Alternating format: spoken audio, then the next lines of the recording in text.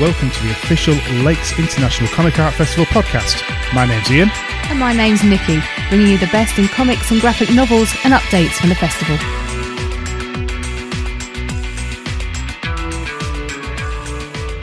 Okay, well, hello and welcome everybody. Thank you for coming along to the Lakes International Comic Art Festival. If this is your first time, then welcome. You're going to be in for a treat. And if you're coming back, then thanks for returning. You're going to be in for a treat as well. So for today's session, we're going to do a bit of a live draw. So we have a bunch of incredibly talented guests with us, all thanks to the wonderful sponsorship of the Arts Council of England, which we should never forget. So over here we have Duncan Fregredo, who is... my timing was really good there. Sorry about that. That's all right. We have Junko Mizuno, we have Phillips, and we have Lawrence Cambell.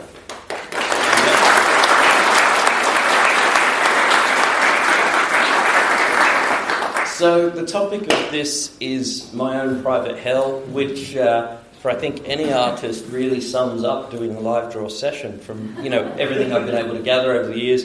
So yeah, thanks to you folks and people like me, we're putting them through that today. So to start, I thought we would have Duncan and Lawrence draw something that perhaps they're a little bit known for and that might kind of ease them in. So they're going to work on Hellboy here. And Sean and Junko and I are going to have a bit of a chat first. So I guess now this is going to be the hard part, is the artists also want to watch the art, which is understandable. Right? Maybe we should have just faced the couch the other way, and it's just more of an audio thing. Everyone just watches there. But Junko, I wanted to ask about your particular studio setup. What is that like, and do you prefer having a particular environment? Like, is it very set and rigid? My studio, right? Yeah, your workspace. I live in San Francisco, mm-hmm. but I'm not rich at all. So I'm sharing the apartment with two other people, and I have my bedroom and it's my studio. Wow. So it's tiny, and there's desk, there's bed, and books, and toys I have to get rid of at some point. But I wish I had a bit more larger space. Yeah. But I'm small, and I'm paying a very cheap rent right now. Right. But it's kind of comfortable still, because I'm from Tokyo, and I've never lived in a huge place before. So you don't mind working in that sort of small space and have everything so close together? Yeah, I like. I don't want to separate my, everyday life and making art, because it's connected. So the way I work is I draw for like an hour, mm-hmm. and then lie down on the bed and stretch, and then work one more hour, and then go to the kitchen and do my dishes, and it's like that. So I don't want to separate the studio and my living space. So your version of work-life balance is to combine them, and that's the balance for you. Mm. And do you work the same hours every day? Do you sort of go, okay, I'm up at this time? No, sometimes I do nothing all day. Very unstable. Well, there's your work-life balance. It's just some days I just don't do anything. Yeah. I That's... just do it at my own pace. Mm. I'm single and I have no family, so I'm totally free to do whatever I want to. You're not accountable to anyone unless there's a deadline. What? You're not accountable or responsible to anyone unless there's a deadline. I have deadlines. Yeah. I don't know. I'm a weird person.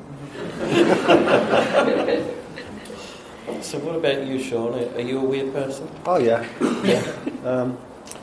I work at home as well, but it's a separate room in my house, so I quite like having the fact that it's slightly further away from the rest of everything else. And, it's quite a big room, but it's full of books, comics and art and stuff, and records and some toys and things. But they all have to be in there because my wife won't let me put any of that stuff in the rest of the house. So the rest of the house is like a normal person's house. And then my studio is full of like all the geeky stuff. I mean, I don't know how many of you follow Sean on Instagram, but I keep seeing new records or different things pop up all the time, and I'm thinking, have you got to the point where it's a one-in, one-out system? No, not quite. I've got another couple of years to go, I think. Okay, Yeah. so it's all just still going in? Yeah, I've just built a massive new bookcase on the landing in my house. It's almost the size of a room. It's a massive landing, so I've managed to put 35 feet of bookshelves in. Right. And they're only about 2/3 full, so Okay. I've got a little bit longer to go. So at least a year or two. Yeah. Yeah. It'd be really bad if I had to downsize. Last year, my wife's a painter, and we went to her exhibition in Edinburgh, and Ian Rankin came along, because I know him, and he invited him along thinking he'd buy a painting, Right. because I know he collects art, like proper art and stuff. And the first thing he says, I'm not buying anything, I'm not allowed. Because he was moving house from like this massive house. He used to live on the same road as J.K. Rowling in Edinburgh, in this big sort of mansion type thing. And his wife had enough of that, so they moved into an apartment in Edinburgh. So he had to get rid of half of his collections. Wow. It was like half of his records, half of his books. And he's got a hell of a lot of stuff. So I would never like to be like that. So did it end up working the other way and you bought stuff from him? No? I've probably got most of what he's already got. Which is as bad. And talking about your daily routine, like has that changed much at all? Because I know you have your daily walks, which are always I go on a walk every day. I live here. I live only about 5 miles from here, and on the coast. And 7:30 every morning, I go out for a walk down to the coast, take a photograph in exactly the same spot, and put it on my Instagram and Twitter, and think about the day's work and other stuff. You know, so it definitely wakes me up because it's usually cold and rainy and windy, but it sort of like gets me going for the day. And is that the sort of thing that says, okay, when I get in, I'm working? It's like you've commuted to work. I'm going. Yeah, it's like my commute, but I go in a circle and come home again. Yeah. I was talking to someone I used to go, and he suggested I used to live in a place where we had a big barn, and I was moaning the fact that I didn't have that commute. I didn't get much reading done because I wasn't commuting. Because what you want to do is just go and buy yourself like an old car, put it up on bricks in the shed, and just like lay in the back seat and read for an hour and then go to work. I never did it, but that was such a good idea. That made it come, I guess. So now I can just go for a walk and think about stuff. But then I get back and go. I wouldn't say straight to work. I go straight to my studio. Right. No, because there's always the internet, but to distract and stuff. And like you say, I buy a lot of books and records and things. I like to look at them occasionally. Well, okay, and I have to ask you about that. So you just picked up the Mobius catalogue. I did, yeah. Yeah. Okay, so have you had a chance to look through this yet? Not really. It arrived like half an hour before it came away yesterday, Okay. so I've had a bit of a look. I won't get to see the exhibition because it's in Germany somewhere, but I will try and see if we can get it here maybe one day. Because it must tour, because someone else told me it'd been somewhere else before. Right. So if we could get it here, it'd be amazing.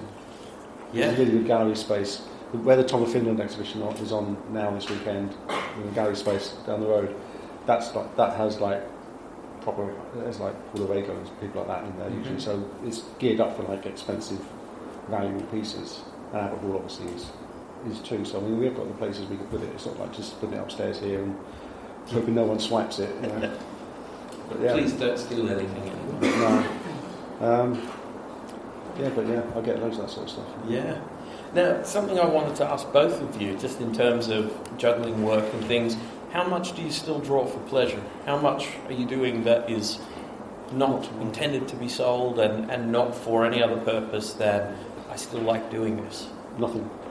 I never draw for fun. I was talking about it to someone last night. It's not right. I can't be a real artist if I don't do it for fun, but I don't. Do you miss that? Like, do you sort of feel like you've been robbed? I feel like I should be doing it, but then that's not the reason to do it, is it? No. I don't keep a sketchbook or anything like that. I don't doodle while I'm watching TV or anything. How about for you, Junko? Do you still just draw things for yourself, basically? I didn't do that for a long time, especially when I was still in Japan. Japanese people are all about deadlines and you have to keep working. So it got so hard for me to just having fun with random sketches or anything. But recently, I got iPad. Right. And started using the new app Fresco, Adobe Fresco. Right. And I started drawing over the photos I took. I put the photo and then I draw my characters over interacting with the real, building or things like that. And I'm enjoying it. And now I have Instagram. Yeah. So I have a reason to, draw and post and see people's reaction. So I'm doing a bit more of it right now. Yeah. I guess you guys use Instagram differently. For Sean, it's like you're sort of following your life. It's like, here's the walk and here's the new I sometimes record. put work stuff on it, but it's more about the other stuff. Yeah. Just interesting for me. Maybe that's your outlet then. That's your visual outlet. Yeah. I mean, I don't feel the need to do the others, draw for pleasure, because I get I get all the pleasure from the work. Because I do my own comic where we can do whatever we like. If I fancy drawing a robot or dinosaur or something, we can write a story and put that in. So I don't feel the need to let off steam somewhere else artistically. Really. Yeah. Now, we will wrap up in about 2 minutes on this first set of drawings here. So I just, before we do, want to ask Junko, so thinking of two of your books that have come out in English in sort of the last few years, there's Ravina the Witch and Hellbabies, which were actually many years apart and came out the other way around. So how does it feel? Is it strange to sort of see work that you did many years ago coming out now as sort of your newest stuff? And how do you feel that it's changed? Like, do you see them as vastly different works, or is it okay that they're presented in this order? Yeah, I think so. It's about the reissue of the art book, right? I looked at the art book and felt like the style, the look of my artwork has changed a lot. But how do you say, the core, the base of like my motivation, things like that, they haven't changed at all. Right. So it's just interesting. I'm happy, that some publishers are still interested in publishing my old work. Yeah, I mean, Ravina was about 5 years ago, but then Hellbaby was originally about 18 years ago. So it's quite there's more than a decade between them, but they've come out very close together like that, and in the reverse order. So it must be interesting. Okay, so here we can see our final Hellboys.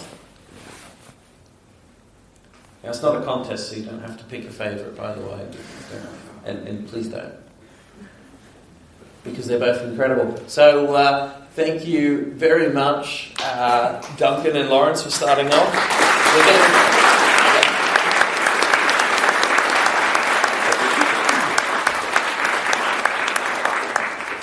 So we're going to swap around now, and I'm going to have Sean and Junko go up to draw what I would say are femme fatales. So that's sort of the rough brief for this. That doesn't mean you have to draw the actual fatale, just femme fatales. Sure. All right. Come and join some camp. So I wasn't listening. What I've got to do? Femme fatales. That doesn't have to be fatale. Yeah. All right.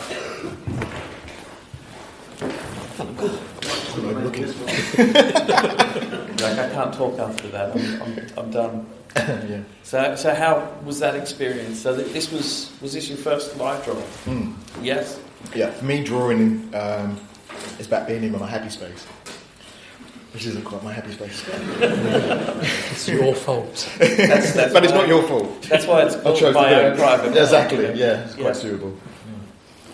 So I wanted to ask, start with you, Duncan. Like, how does it feel to be honoured with your own special exhibition here this year? Because I know you've had exhibitions elsewhere before, but there's something about this that seems quite not just heartfelt, but very premium. I've actually not. I've not really exhibited before. Years ago in Avilés, there was a display of my Hellboy stuff. While I was still, I think it was all from Darkness Calls or something, but I wasn't even there. I couldn't actually attend for whatever reason. So it's kind of like it was there, but I wasn't, so it didn't really happen. I didn't have to face it, basically. And I'd seen it all before. This time, yeah, it's kind of weird. I mean, it wasn't something I was particularly running towards when Julie suggested it, but we came up with this idea of, after I gathered all it seemed easier to focus on Hellboy, because it's obviously what I'm more known for. I think she was originally looking at like having a more overview of stuff I've done, but it's kind of like, well, in a single space, it's like it's going to be incredibly scattershot. Mm-hmm. So I bought all this all the Hellboy stuff I had, and included the script for Beast of Argo, particularly the last thing that came out. And the nice thing about that, it had sketches on it, all the process work. Right. So the idea of going from script to my thumbnails to the final art, it's the context. And I was kind of more interested in it from that point of view. That gave me a reason to want to share it, if that makes sense, rather than just saying, here's a bunch of pages out of context. It's like, here is the context. This is why it turned out the way it turned out. And that, I've always been interested in those. Even on bad films, you can get great DVD extras, Very often it's like the history, the route to what ended up on the screen is far more interesting than what ends up on the film. Hopefully that's not necessarily the case in this exhibition, but it's the stuff I like to see. It's the stuff that keeps me interested. So yeah, what was the question? So no, you got that. So you used the script as kind of a foundation, but was the idea that then you crafted the narrative of it that leads people through the exhibition overall? Yeah, I provided the materials, and there was obviously several others who put it together, separated it off into sections. I mean, it naturally fell into sections we've got almost one complete. Well, there is a complete story. It's like a 18-page run of one story, The Beast of Argo, that has complete script and sketches to go with it. The rest of it is there's a cover with similar process, but just focused down on the one cover, and then there's some other elements from Midnight Circus and other earlier Hellboy stories. But naturally, because there was a separation between just stories, that gave it the history in itself. And I wrote an overview for each section to explain that process. That was useful. I would have liked to have done the same for there's a video display with showing lots of in-action drawings which I outputted from my iPad. You can output high-speed video of the process of drawing. There's that, and sketches to beginning to the end of a cover, bits of storyboarding and stuff, which is all process work as well. I don't do the finished result there, obviously, but it's nuts and bolts stuff. It would have been good to have actually written a description of that as well, but that didn't come up. Too late now. Right. Next time. You could give the commentary over the top at some point. Well, we originally it was going to be projected, and they were talking about filming me talking, but Here I am now. Unhappy about that, but there you go. Last thing I wanted to do was see myself on the screen next to it. I made a joke about using a self-portrait, which oddly enough is also on exhibition in Harrogate at the moment. So 2 exhibitions, not just the one. There we go. Right. Yeah. I mentioned as a joke to Julie about, well, we could use that portrait and just cut the mouth out and move it, Monty Python style, and she was taking that way too seriously. It's like moving on very fast. So, Lawrence, I guess Duncan sort of touched on it there, but he was saying in terms of putting together the exhibition, Hellboy was what he was known for, and that was easier. Your known for many different things, but I would say the association with BPRD and the Mignolaverse is very strong now. Yeah, I mean, I've been working on that for 7 years, so that's the big chunk of my time as a freelancer, really. So yeah, I was very happy how that came about. So that was via Facebook. John Akudi got in touch with me via a private message, just saying, "Wow, am I free to work?" And at that point, I was working for Marvel under kind of contract, so I couldn't. But when I ended, I said, "Yeah," and he said, "What would you like to do?" And I said, "I've always been a fan of kind of Mignolaverse kind of thing." And he said, I'll put your name forward, send me some images, and then that was 7 years ago. Well, that was what I wanted to ask the two of you. Like, it's a prestigious gig. Essentially they're hand-picking people. In this case, it was sort of, what do you want to do? But if John Arcudi's the guy asking you, you probably sort of know what your option is and what they're looking at you for in a way. But how does it feel to be known for someone else's creation that is this phenomenon now? To be honest, I'm kind of thrilled to be part of it. I'm quite comfortable on that side. I mean, I'm doing a creator-owned book now because BPRD came to kind of its natural end, and I thought it would be kind of a good time to kind of tackle some different subjects and things like that, and it's creator-owned, so I'll give that a go, kind of thing, and to see what happens after that. So, but no, I was very happy. What I liked about it is that Mike keeps a very tight control over the world, as it were. Bringing in just a few amount of creators, and on BPRD, I got told very early on, kind of how it's going to end, and the direction now. You didn't believe what you were going to draw, though, did you? You thought that Mike was going to come in and draw those big scenes. Yeah, I thought you, to be honest. Well, I went through the same thing with Mike and assumed that he was going to do it. Yeah, I thought Mike was going to do it, and if not Mike, I thought it was going to be you. So when I got to draw the big scenes, I was like, oh my God, kind of thing. But yeah, I remember, and I got the phone call, and they said, oh yeah, and this is what's going to happen, and you can't tell anyone. And I was just like, just like...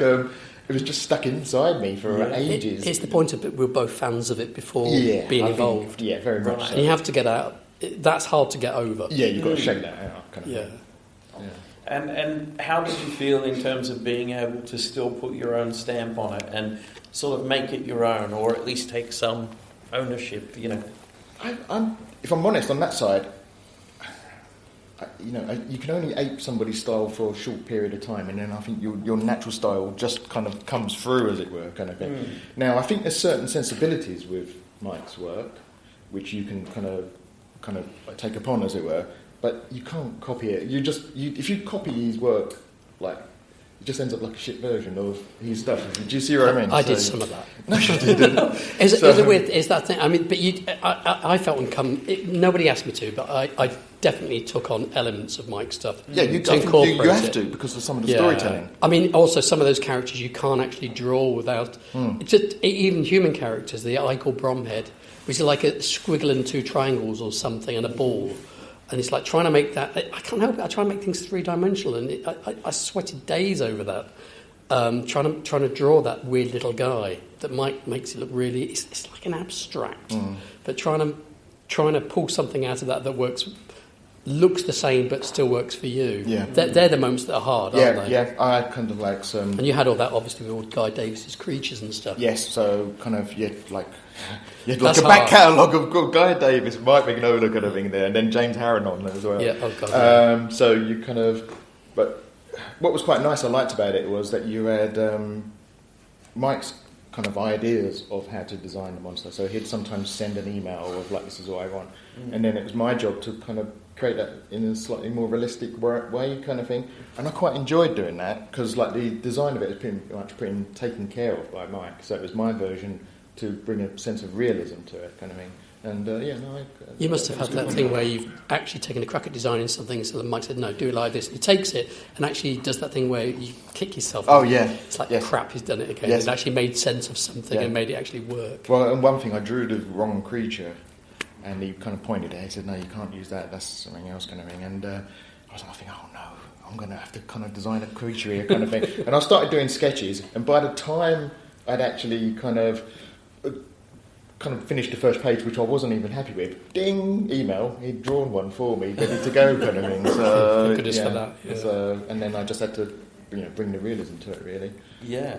Well, and how much of it was, you were talking about sort of not aping his style. How much was just thinking about other readers and yourself as a fan and going, this has to be consistent. It still has to look like one body That's of work. the issue. It's the world. It's, Yes. it's maintaining that world, isn't it? Yes. I think, And its atmosphere. Yeah, and I think Dave Stewart's got a lot to do with this as well. Of course. He's the person that joins it all He together. papers over the cracks. Yeah, totally. But it's kind of, I think, kind of, there's some sensibilities in some storytelling things that Mike does, which I've kind of picked up on and then I use, kind of thing. And then the uses of black, I kind of enjoy using a lot of black in my work beforehand, and Mike uses a lot of black. So, kind of, you don't overemphasize some of the action shots and things like this, as it were, kind of thing. And so you kind of, there's certain sensibilities. You don't have to draw like somebody to have the sensibilities and the storytelling skills. That's where I actually had more problems in a way, because it's that thing. You have there's more of a quietness to your work anyway. Yeah. Whereas I tend to make everybody act more like a little bit on stage, because I tend to be like pushing the emotions to the fore, and that caused problems a few times. It's that thing where, especially Mike's got a very specific way of he's got a layout in mind, and this is how it works, and you can see how it's going to work when he draws it. But I could try. I've actually, we always had at least one page in issue like this, where I'd get stuck on it. So it would be like, no, not like that. I want it kind of more like this, and you could waste days on it. I mean, it got to the point where I said, Mike, draw it. Right. And he finally would draw a layout. I said, thank you. I would literally take it, draw right over the top of it, make it mine, and then it's like, I've kind of done it again. And there are pages in the library editions where you can see I've gone through so many iterations to finally get there. Right. That's my excuse for breaking all my deadlines. So is there that sort of back matter in the library editions? Anyway? There's some, there's all sorts of stuff like that. But I mean, it's interesting to see it, but it's just that difference in storytelling. I mean, he let it go more with me later on. I think I got a lot more of this. I remember asking him, did you go through this with Corbyn? And he said, no, I'm far too much of a fan of Corbyn. And then he's like, oh, cheers. So what are you saying? I mean, I think if you look through the stuff, you're not going to find crazy panels. No. There's nothing going to be that kind of starts here and goes up there, panel splash, as it were. So there's a sensibility and a pacing to that. Yeah. Now, we're going to got a minute or so more on the pictures being drawn here. I imagine, I don't know if Sean's already finished, but I wouldn't be surprised. He's done a book. Yeah, he's done his next graphic novel while we've been chatting away. But it was interesting, something you mentioned there, Duncan. You were sort of saying that you bring, I don't know whether it was character to the fore or something, but with your Hellboy, he's often more expressive, just emotionally, like the face and whatever. Yeah. So did that work well where you were doing sort of younger Hellboy where much better. Emotions are more Much raw better. and early on I guess it would have been Darkness Calls It, obviously. Mike's note was not so many big movements. He's an old man. right. And that made it make an awful lot more sense. So that made it easy to like keep him static, and if crazy crap's going on around him, he's not overreacting to him. So he's like a calm centre of it. So it's like when action does happen, it's just like bam or boom, I should say. You're there, rather than a big, a lot of build up, a lot of wind up. Don't overdo the expressions. Young Hellboy was great because it's like, it was all bouncy and fun. He hasn't got the weight of the world on his shoulders at that point. He's just a kid. So, yeah, that was a lot. That's where I got to be a lot more me, really, on those books. I think Midnight Circus is probably still my favourite from that point of view. And even Beast of Argo, actually. I got to actually take, again, I started developing working with brushwork, and I did all that book that way. And it's like, yeah, I'm happy with one of these at last. So you kind of I came to that point where it's like I wasn't feeling so constricted about making it feel it was more naturally happening, that it fitted into the world. right at the end. Okay, so for this next session of drawing, I'm going to have Sean stay up there. So it's one after the other. Is the air conditioning around? I think it's raining. It's hard to tell in the lakes. I don't know which one we need at the moment. Anyway, so if Junko wants to come and join us on the couch here again, Duncan will head up, and Lawrence gets the extended break. I'm going to lay out. We can continue our discussion. So I guess while they're just changing over up there, I didn't get to ask you, so what's your kind of studio setup and workspace like? It's a converted garage. Okay. And we've got like a glass room that's connected to the converted garage. And then you go in, and on the left-hand side, it's all table that runs all the way down. And on there is my computer, my light box, stuff like that, really. And on the other side is just bookshelves. Right. With graphic novels, comics, reference. And that's it, really. And I like a good routine. I like to be at my desk at 8:39, sometimes even earlier, and then I'll work through. Used to work all the way through to about 9, with just a break for lunch and a break for dinner. But as I'm getting older, the hours are getting a bit shorter. Well, and how much? So were those hours that you kind of dictated in terms of this is when I feel I'm most productive, or was this kind of responding to family and things and going, right, okay, people have gone off to school or off to work, I can do the same. It's kind of, it's fitting around family. So first of all, it was like taking my son to school and then, picking him up in the early afternoon and things like that. But now he's older, he walks home and things like this, so you've got a bit more, you can manage your time more. And because on BPRD, it was a monthly book, although I was kind of working on it way in advance, you still got consistent with the amount of pages that you do per week. So I've got deadlines that I can't ignore. Those deadlines need to be hit. So and sometimes I was bringing in covers on those as well. Have I told you guys what you're drawing? No. There we go. I was wondering. I was like, I did before, but yeah. So essentially, what they're going to be drawing is their versions of Hell or their own private Hells. But I did say that didn't mean drawing all of you guys, so don't worry about that. That's not going to happen. See, I was so wrapped up. I was just ready to keep chatting with Lawrence. He's an engaging presence on the lounge here, so it's very difficult. But yeah, now you can enjoy seeing what these guys view as it being Hell. Now, Junko, coming back to you for a minute, I want to chat a lot more about your work and your process when we have our panel tomorrow. Plug, so check your guides. We're going to be talking more then. But this character you were drawing just now before for us. Yeah. So you were telling me a little bit about this earlier, but could you tell the audience a little about who this is? Okay.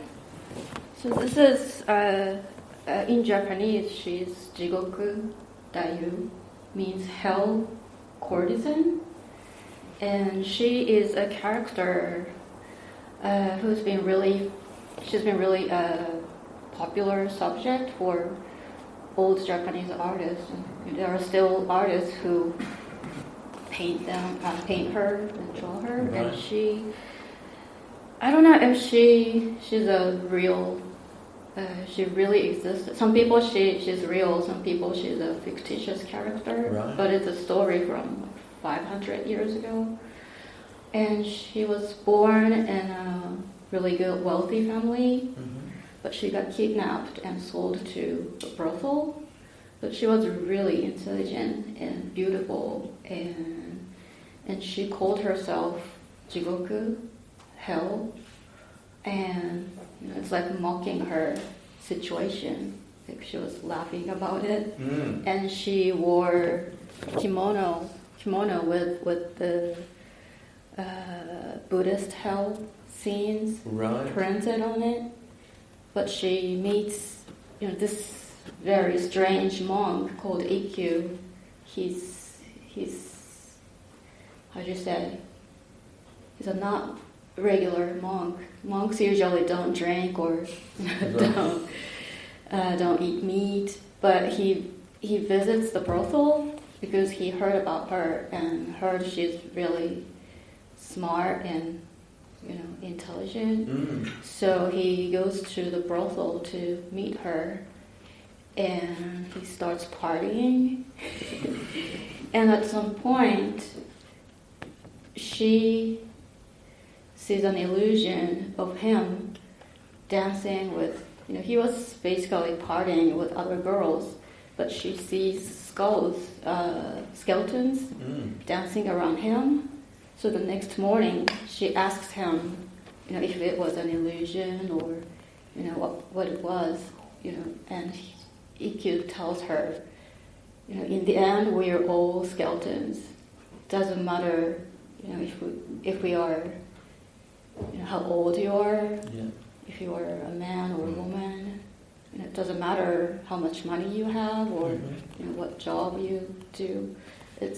We're all skeletons, and that's the important thing. So he becomes her mentor, and she achieves enlightenment through the interactions. So she's often depicted with the kimono with Buddhist hell scene, and with skeletons. So this one is her meditating with skeletons. So is this a character that you've drawn inspiration from for a while, or was it someone you went to because of the theme of this live draw today? I actually made a big painting of her 5 or 4 years ago for my solo show with a Japan theme. Right. So I wanted to, I thought she was perfect for this. Were you always aware of her sort of, in your younger years, or was it something you found out about later and you were like, oh wow, this really fits with the kind of things I'd like to do? I found out about her through my favorite old Japanese artist, Kyosai. The old Japanese wool print. Right, yes. And I didn't know what it was about, but it was a lady with a lot of skeletons dancing behind her. And I thought it was cool. But I think it was not when I was a kid. I think I found out about her after I turned 30 or something. Right. But I was, I started reading about her. And I became a big fan of the character. Yeah. So what about for you, Lawrence? Do you have any of these sort of historical characters or figures or even stories that you gravitate towards? Yeah. I've got a couple of ideas, but they're kind of when I go for a walk in the morning, dropping my son off at school, and then I walk back, and I generally, that's my time, and I think of ideas. I don't see myself as a writer at all, but I like the idea of collaborating with writers, where I just throw ideas in and things like that. But I with this book I'm doing called Old Haunts, it's with like a friend of mine who's a writer, Rob Williams and Ollie Masters, and we're kind of tackling a few issues that I think are quite nice. I mean, it's kind of friendship, kind of getting on in life as well, not really old, but kind of like in their past friendships, and then you've got this kind of haunting of some sort going on as well, and that's the kind of subject matter I like. I like a mythology, and incorporating that in some way or another. But my main thing I like telling stories now that are more finite, right? That have got an ending. I'm more into that now. Are you, now not to give too much away, but are you still around like Whitby sort of area or that kind of thing? Is that right? No, I'm in Whitstable. So Whitstable, okay. Yeah. And I was trying to think, because I know that these... Sorry? Peter Cushing territory. Exactly, that's what I was thinking of in terms of sort of the mythology. Yes. Yes. Yeah, literally. And it's interesting. I mean, I've been down there for about 12 years now, and there is definitely a kind of... Because I'm from London, and it's kind of London... It took me ages to kind of adjust, a long time adjusting from the situations of living in London and then moving down there. It was a lot slower paced, but there is a kind of slightly more folklore-y type feel down there, which kind of is interesting. Kind of. Yeah. But it's also like the mythology stuff is also coming about from just buying books for my son, and then it's kind of reignited the spark. To be honest, also working with Mike and John Acudi and Scott, that relighted a lot of fires as well. I mean, if I'm really honest, I was never really a Jack Kirby fan.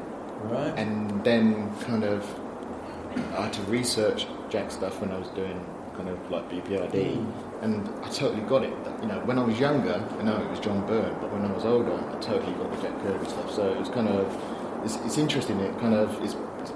I like still discovering artists, kind of thing, not just new ones, but old ones that I've never heard of before. I can eat that stuff up.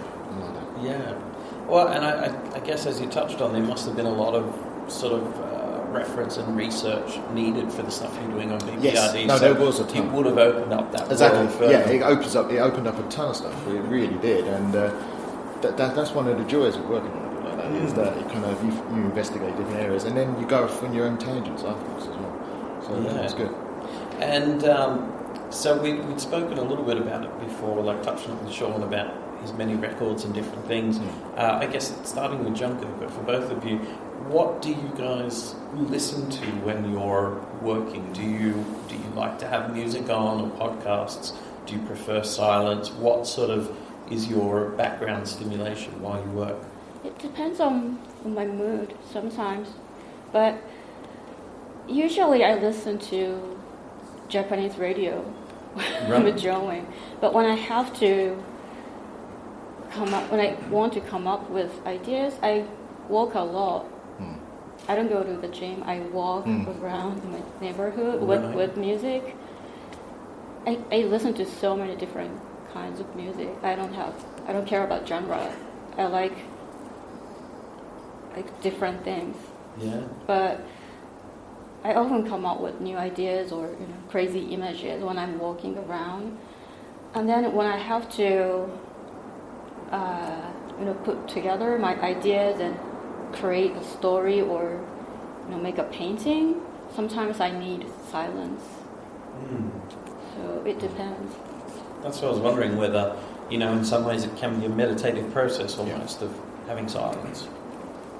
Yeah, I just get confused with the noise. Just to quiet the yeah, noises. so you can be really crazy and be free to with ideas, random ideas in my head. But when you need to put it together, you have to be, really concentrate and focused. Yeah. Do you find the same? For me, when I'm reading a script and doing breakdowns and kind of layouts, I need silence. Right. And I need quiet. Maybe in the afternoon I could put a radio, but I like a lot of quiet. And then when I'm kind of penciling and inking, I used to listen to music. I used to listen to Six music, but I've gone off of that a little bit because I started noticing that I was thinking to myself, they played this record before, and so it would take me out a little bit. So now I've got into listening to kind of talk radio stations, kind of right. thing. So I get furiously angry instead in the morning, and I think that seems to help me. So I just get really, really angry by the time I'm 11 o'clock, and I put that into my drawing. Right, and I guess if you're doing the right material, then that works. It seems to be working at the moment. Is it the same kind of radio for you, Junko? Do you listen to sort of Japanese radio where they're talking and there's a lot of opinions, or is it more J-rock or J-pop or? I basically don't listen to the shows with a lot of music. Right. Basically talk, but it also depends on my mood. When I want to know what's happening, I listen to the news show, and also when I don't want to think anything, I listen to some shows where people are talking like random, silly stories. Yeah, it depends.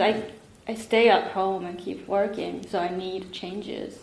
So I don't, listen to the same thing all the time.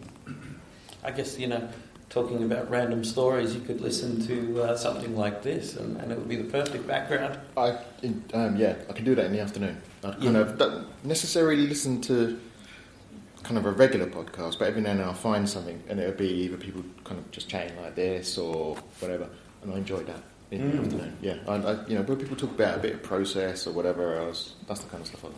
There we go. Well, but see, instead of being part of this, you should probably just get a copy of it later and have a listen. But no, the people would be missing your contribution. So no, it should be both. When you listen back, and you're like, oh God, I hate listening to I'll be myself. thinking I sound like Danny Dyer.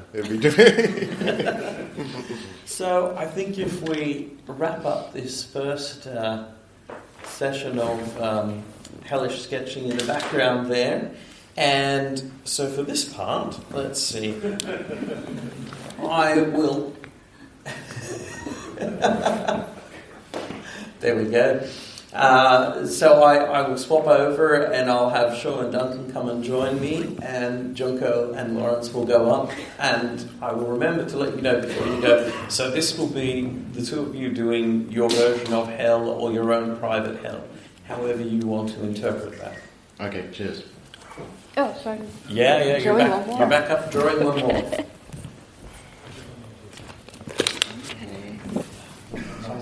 That's good, isn't it? I'm going to put a lot more text in my work now. No. And just so everyone knows, this will be the last drawing. I say that primarily for the artists, so they're not sort of worried and going, do I have to do it again? And everyone's kind of sweating, wondering. So. Just got into the swing of it, though. Yeah? Yeah. That's the best drawing I've done for like 3 weeks, probably.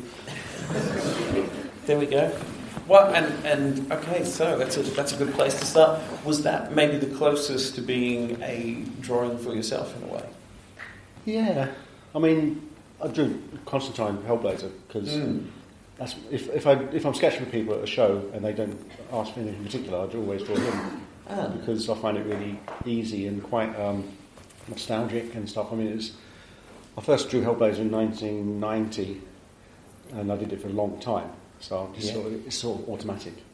I'd rather draw him than draw a superhero. Right. Because I always feel like I'm faking it when I'm drawing Wolverine or something. I think we both prefer drawing rumpled clothes, Yeah, don't we? yeah. Jeans and t-shirts. The more wrinkled I get, the easier it is to draw someone who looks like that. So, do you have a particular model in your head for Constantine? Like, do you ever go back to no, I mean, I don't, Sting? Or? No, I mean, I think when I first drew in the first few issues, I didn't use any photo ref, and the Dave McKean issue had just come out, so that was extremely influential in the sort of arty-farty, scratchy techniques and stuff he used. But as far as the character goes, it's only when I started using photo ref, which meant taking a photo of myself in a trench coat, pretending to smoke, that he looks like me a bit, because they all do when I'm using myself as a model. You had a coat and a pencil you used as a cigarette. Yeah, I've got a half a pen barrel that I've sawn down to cigarette shape length, and taped it up. So I've been using that. I mean, I've been using the same one for at least 10 years. It must be. Wow. You should really give up. It might be covered in germs a little bit. That thing. It's just like a little plastic pen sat in the studio, so I still use that because almost all the comics I draw are people smoking them. Because it gives them something to do with their hands, artistically it looks interesting when they're just standing around talking. Ed spends all his time trying to think of things, making the conversations interesting, whereas I'd rather he made them as boring as possible because they're much easier to draw them. Yeah. When if in like Kill Bill Kill, we did loads of scenes like characters walking down New York streets. And I'm thinking, please don't write any more of those because I've got to draw all that stuff. So they're all smoking while they walk. Yeah. There was a Barry Smith story in A1, I think, years ago, and it was just a man in a hat and coat. A doorway and two hats. In a white room. Yeah. And that's perfect, I did a Conan story a few years ago, and a friend of mine wrote it, and I said, I want to draw it either in the jungle or desert or snow, so I'm not going to draw any buildings, no horses, nothing tricky, so we set it in the snow, so there's lots of white. It's so much easier. Who was it that wrote that one? There's my friend Pete Doy, who I've known since I was 7, and he writes. He got a couple of blogs on. He does the Kids of Wreck Road, which is a comic about us, which we used to do when we were kids. Yeah. He's resurrected it now and does like a weekly web comic with that. You used to draw it back And then, we both used to draw it and write it, and that's what we did instead of going outside and playing football or whatever. We did Right. that, so, Yeah. But whenever I've been asked to do like little stories, like a Conan story or the other odd thing I've done for Dark Horse stuff, he's my go-to person because I know he can just write me an 8-pager and I could fit it in easy enough. I figured it was Pete that had done it, but I couldn't remember, so I was like, yeah. And so the comic strip that he does about you guys as kids, that's still going on, isn't it? Yeah. Well, we had a 30-year break, and then we started up again a few years ago. We did a story for Thought Bubble for their anthology magazine, and the theme of the magazine was meant to be what comics meant to you when you were kids. So we thought that's a perfect reason to bring that strip back. So we won a one-page strip, and it was us when we were 12, and it's set in 1977 or 75 or something like that. Even when we do it now, it still is. And then he got the bug again and started doing it again. Yeah, so he's doing like a week. He's been doing it for about a year, I think, now, a weekly page. Wow. See, I was going to ask, I think, is it next year is 20 years you've been working with Ed Brubaker? Or is it this year? This year. I think we started in 1999. Right. Next year is 40 years since I've been professional. Wow. So I'm going to give up then, obviously. But your longest collaboration, off and on, is with Pete then? Yeah, very off and on. But Ed has been consistently for 20 years. Bloody hell. The amazing thing is you still feel the same way about comics after all that time as well. You are still that 12-year-old, aren't you? Oh yeah, sometimes yeah. I didn't mean that in a bad way. No. Do you not feel that way, Duncan? No, I don't get nostalgic. We've seen behind the curtain, haven't we? Yeah. It's just not the same no more. Yeah. You see how the sausage is made, and you don't want sausage It's anymore. a bit bad choice of words, but there's a lot more gristle and bone in there than you think. Yeah. Not really. Something such It's misery. great. This is my happy face. Were you a big comic fan originally? So was there is there a younger you, if you could ever tap into them, that was really into this stuff? Yeah, definitely. I mean, I love that. I love that stuff. I mean, it's regardless. It just comes out differently. That's all. I mean, the only reason I'd still keep doing them, and I'll always go back to comics, I'm sure, is because I still know I remember at whatever age reading a book that got me excited, took over my imagination so much, fired me up, pushed all my buttons, if you like, and I like doing that for other people. I like being a manipulator. That's what it comes to. I wish to manipulate your emotions. But it's satisfying. I mean, I enjoy the process of it more than finishing stuff off. But I like working at that stuff that brings out those feelings. It's I don't know why particularly, but it's what does it for me.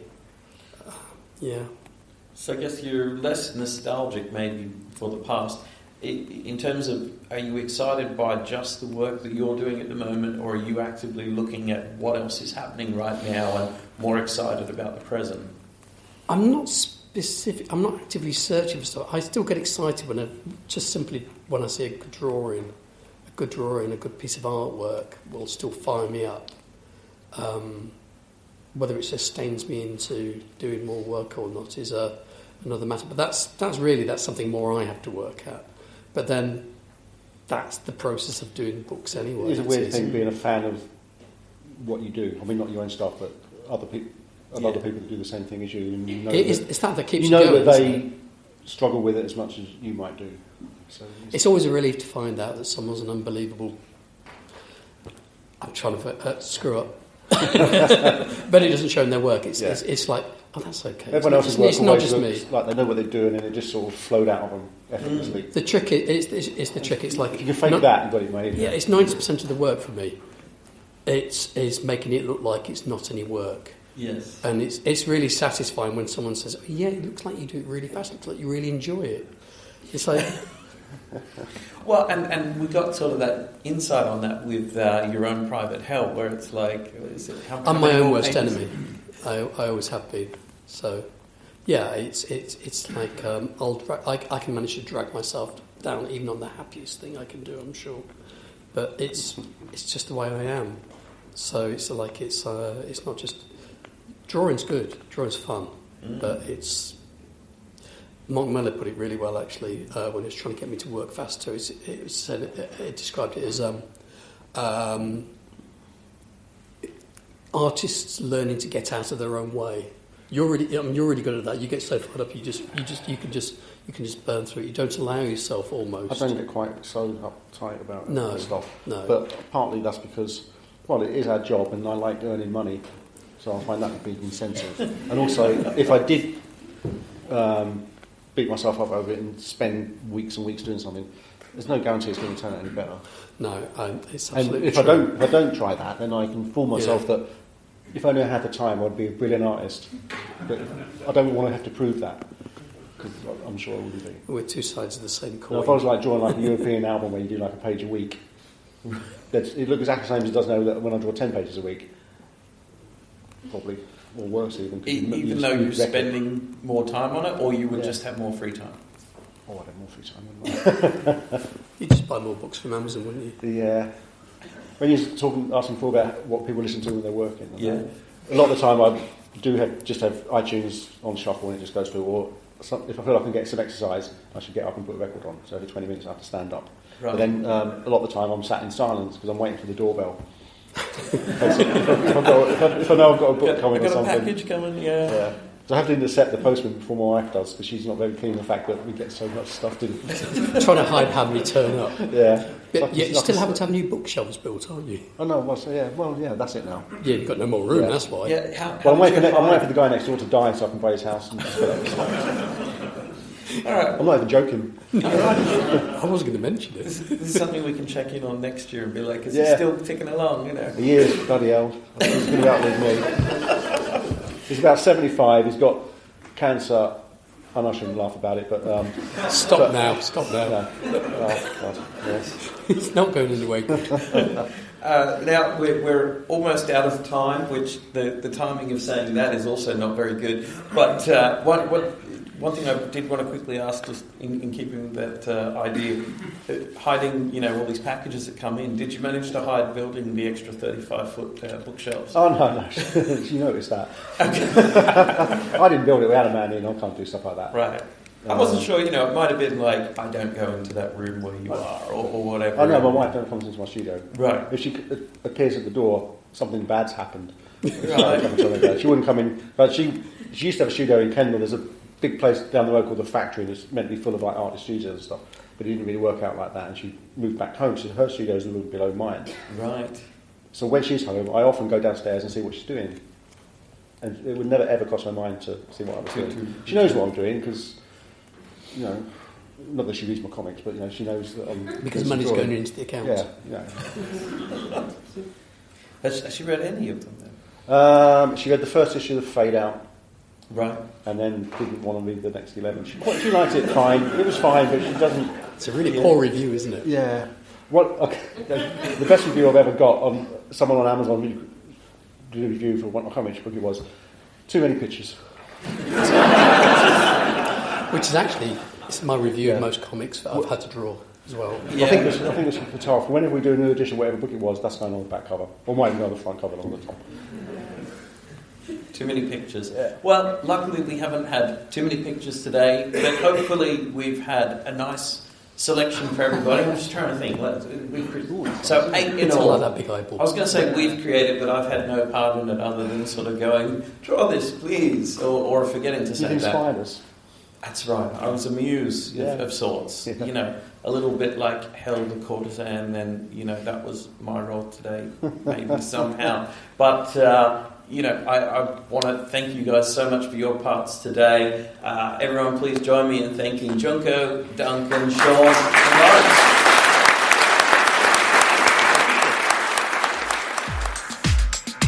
Thank you for listening. Find out more about the festival at comicartfestival.com. Find out more about the show and how to contact us at comicartpodcast.uk. Find us on Twitter, Facebook and Instagram. Music composed by Pop Noir.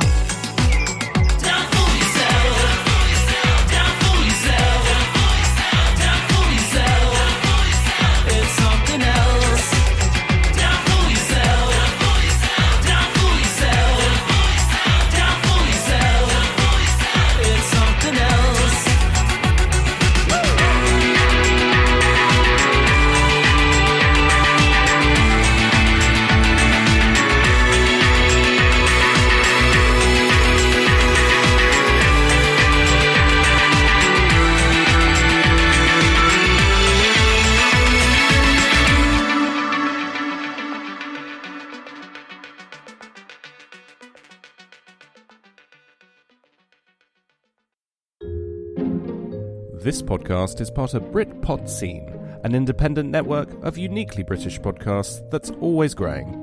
Check out BritpodScene.com or BritpodScene on Twitter to find out more.